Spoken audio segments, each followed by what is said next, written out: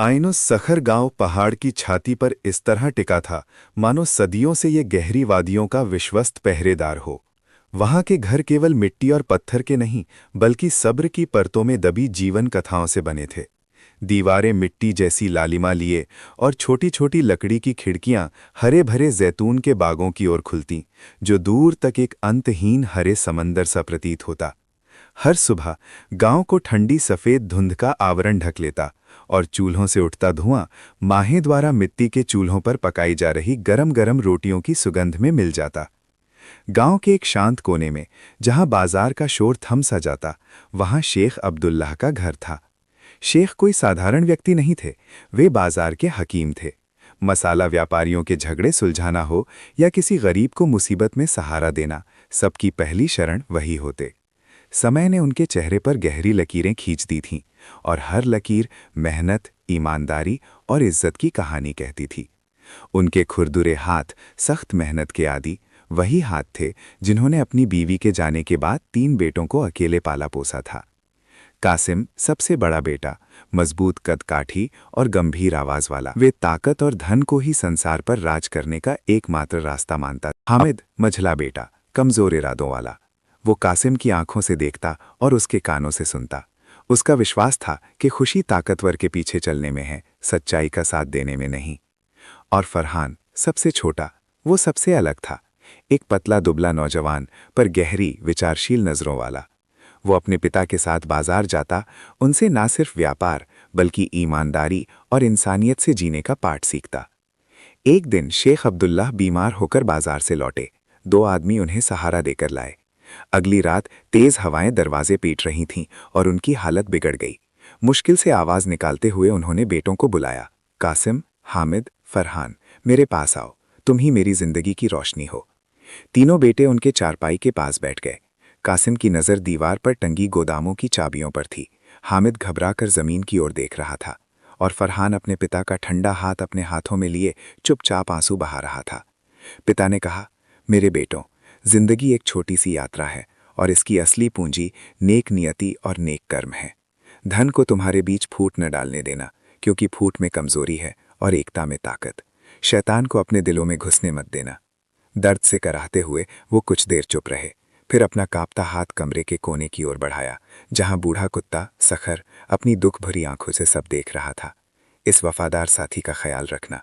सखर हर तूफान में मेरे साथ रहा, हर भेड़िए से मेरी रक्षा की। इसे मत छोड़ना और जो खाओ इसे भी खिलाना। कासिम ने कुत्ते को तिरस्कार भरी नजर से देखा, जबकि हामिद ने बिना कुछ समझे हाँ में सिर हिला दिया। फिर पिता ने फरहान को अकेले पास बुलाया और बहुत धीमी टूटी आवाज में उसके कान में कहा, फरहान, मेरे ईमानदार बेटे, तेरे लिए एक भारी भेद है जो सिर्फ तेरा दिल ही समझ पाएगा। जब दुनिया तंग लगे, सखर के कदमों का पीछा करना वो जानता है। पर वो अपनी बात पूरी ना कर सके। एक जोरदार खांसी ने उन्हें रोक दिया और फिर पहली सुबह की किरण के साथ ही उनकी रूह अपने रब के पास चली गई। फरहान शोक में डूब गया, जबकि कासिम और हामिद का दिमाग कहीं और था, जमीन, गोदाम और पिता की छोड़ी संपत्ति के बंटवारे में। कब्र की मिट्टी भी अभी सूखी नहीं थी और 3 दिन का शोक पूरा भी नहीं हुआ था कि दिल बदल चुके थे। कासिम घर के मुख्य कक्ष में बैठा कागजात पलट रहा था। हामिद सोने चांदी के सिक्के गिन रहा था। फरहान अंदर आया, उसका चेहरा दुख से पीला पड़ा हुआ था। बैठो फरहान, कासिम ने ठंडे स्वर में कहा, अब बात करने का वक्त आ गया है। पिता अब नहीं रहे और ये संपत्ति बची है। जमीन की देखभाल उन्हीं के बस की है जो इसकी रक्षा कर सके। गोदामों को उन व्यापारियों की जरूरत है जो बाजार की भाषा समझते हो। और तुम छोटे भाई, ना तो ये सब तुम्हारे बस की बात है। तुम नर्म दिल हो, किताबें और अकेलापन पसंद करते हो, बाजार के भेड़ियों का सामना नहीं कर पाओगे। कासिम कांपती आवाज में बोला, पर कासिम पिता की वसीयत तो स्पष्ट थी, हमेशा साथ रहना। कासिम ताना मारते हुए हंसा। यादें घर नहीं चलाती फरहान। हमने, हामिद और मैंने सब कुछ ले लिया है। घर, जमीन, मवेशी, गोदाम। तुम बस अपने कपड़े लेकर चले जाओ, शांति से निकल जाओ, वरना हमें तुम्हें जबरन बाहर करना पड़ेगा। फरहान ने हामिद की ओर मदद की उम्मीद से देखा। हामिद, क्या तुम भी इस अन्याय को स्वीकार करते हो? क्या पिता की वसीयत भूल गए? हामिद ने एक क्षण भर सिर झुकाया, फिर धीमे से बोला, कासिम सही कह रहा है फरहान, गांव अब कठिन है। हम संपत्ति को बर्बाद होने से बचाना चाहते हैं। जाओ, अपनी आजीविका खोजो, शायद जंगल में तुम्हें वो मिले जो यहां नहीं मिलता। जब भाइयों की आवाजें और बढ़ने लगीं तो फरहान ने उनकी आंखों में देखा। वहां कोई कमजोरी नहीं, बल्कि पिता की स्मृतियों और उनकी वसीयत का अपमान था। फरहान चुपचाप घर से निकल आया, क्योंकि पिता का आदर्श उसके लिए किसी भी दुनियावी लड़ाई से ज्यादा मूल्यवान था। जब वो दरवाजे पर पहुंचा तो बूढ़ा कुत्ता सखर उसकी प्रतीक्षा में खड़ा था, मानो सब कुछ समझ गया हो। कासिम ने पीछे से चिल्लाया, इस बूढ़े कुत्ते को भी साथ ले जाओ, हम इसे अपने घर नहीं चाहते। फरहान झुका, सखर के सिर पर हाथ फेरा और गांव की गलियों से होता हुआ चल पड़ा। लोग उसे सहानुभूति से देख रहे थे, पर किसी में कासिम के खिलाफ खड़े होने की हिम्मत नहीं थी। उसकी क्रूरता का डर सब पर छाया हुआ था। गांव के किनारे पहुंचकर, जहां से पहाड़ों की वीरानी शुरू होती थी, फरहान रुका। पीछे मुड़कर उसने अपने जन्मे पले गांव को एक लास्ट नजर देखा, फिर आंसू पोंछे और दृढ़ स्वर में बोला, सखर, उन्होंने हमें मिट्टी के घर से निकाल दिया, पर अल्लाह की जमीन तो पूरी पड़ी है। पिता ने कहा था, एक राज है और मैं उसे खोजूंगा। चल मेरे साथी, ये जंगल इंसानों के दिलों से कहीं ज्यादा दयालु है। और इस तरह फरहान अपने एकमात्र साथी सखर के साथ खुरदुरे पहाड़ी रास्तों पर बढ़ चला, पीछे छोड़ते अपने उन भाइयों को जो दुनिया की चकाचौंध के लिए अपने खून के रिश्ते तक बेच चुके थे। फरहान पहाड़ी के एक सुनसान कोने में पहुंचा, जहां पेड़ घने थे और जमीन चट्टानी। यहां रहने की किसी ने हिम्मत नहीं की थी। एक पुराने पानी के सोते के पास उसने एक छोटी सी जगह देखी और तय किया कि यही उसका नया ठिकाना होगा। उसने बड़ी मेहनत से एक छोटी सी झोपड़ी बनाई, पेड़ों की डालियां, खजूर की पत्तियां और उन पर मिट्टी का पलस्तर, ताकि रात की सर्दी बच सके। सखर हर पल उसके साथ था, उसकी रखवाली करता और पास बैठकर आराम करता। फरहान ने लकड़हारे का काम शुरू किया।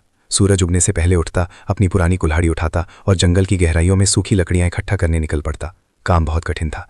उसके हाथ, जो पहले किताबों के पन्ने पलटने वाले नाजुक हाथ थे, अब दरारों और छालों से भरे हुए थे। उसकी पीठ, जो भारी बोझ की आदी नहीं थी, अब धनुष की तरह झुक गई थी। ये लकड़ियां वो दूर शहर के बाजार में बेचता, जिससे मिले थोड़े से पैसे उसे सर्द रातों में मुश्किल से रोटी दिला पाते।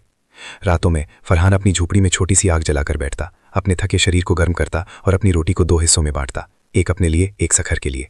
वो कुत्ते से धीरे धीरे बातें करता, सखर, इंसानों ने हमारे साथ कठोरता की, पर अल्लाह आकाश के पक्षियों को रोज रोजी देता है, हमें कैसे भुलाएगा। धैर्य रख मेरे साथी, क्योंकि हर तंगी के बाद आसानी आती है।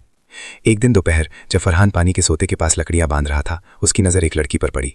साधारण सादे कपड़े, सिर और गर्दन एक शाल से ढके हुए, और उसके सामने कुछ भेड़ बकरियां। वो सलमा थी, पास की पहाड़ी पर रहने वाले एक चरवाहे की बेटी। सलमा पास आई और बोली, भाई, मैं देख रही हूं तुम इस सुनसान पहाड़ पर अकेले काम कर रहे हो। गांव वाले तुम्हारे धैर्य की बातें करते हैं। अपने भाइयों की किए पर दुखी मत हो। जो कुछ भी अल्लाह के नाम पर छोड़ा जाता है, अल्लाह उससे बेहतर देता है।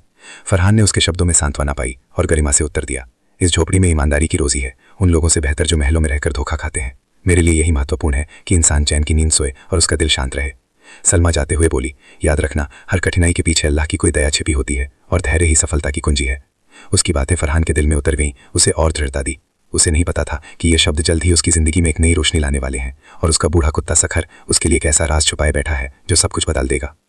महीने बीतते गए। एक दिन सूरज ढलते समय फरहान ने एक विशाल और प्राचीन जैतून के पेड़ के नीचे आराम करने का सोचा। ये पेड़ बहुत खास था। इसकी शाखाएं घुमावदार और मोटी थीं और इसकी छाया बहुत दूर तक फैली थी। फरहान को याद आया, उसके पिता शेख अब्दुल्ला इस पेड़ से खास लगाव रखते थे। वे यहाँ आकर बैठते, छाया में अपने रब का जिक्र करते। तभी फरहान ने सखर का अजीब